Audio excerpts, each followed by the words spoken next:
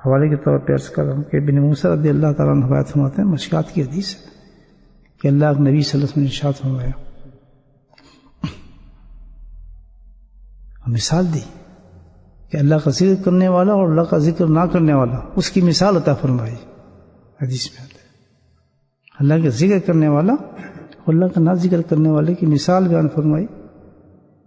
ان کی مثال ایسی ہے جیسے زندہ اور مردہ، کس سے ختم۔ کتنی بڑی عبادت ہے اللہ کا ذکر، آپ سوچیں، اتنی بڑی عبادت ہے۔ حدیث میں آتا ہے کہ جس زمین پہ بیٹھ کے کوئی ذکر کرتا ہے تو آسمان والے اس کو چاند اور سورج کا چمکتے ہوئے دیکھتے ہیں، 7 تہوں تک زمین جو ہوتی ہے وہ زندہ ہو جاتی ہے، وہ مردہ زمین۔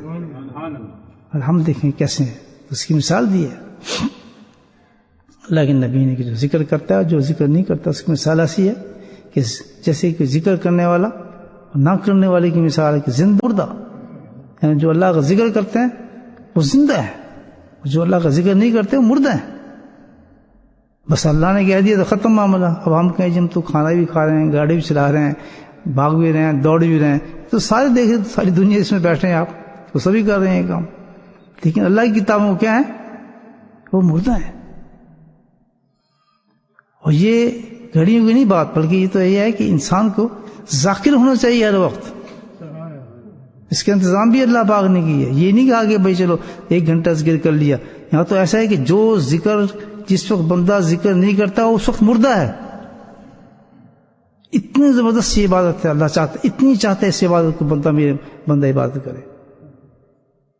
مفسرین لکھتے ہیں کہ زندہ مردہ سے مراد کیا، انسان کی یہ حال زندہ مردہ نہیں بلکہ اصل کیا ہوتا ہے، دل زندہ اور مردہ ہوتا ہے انسان کا۔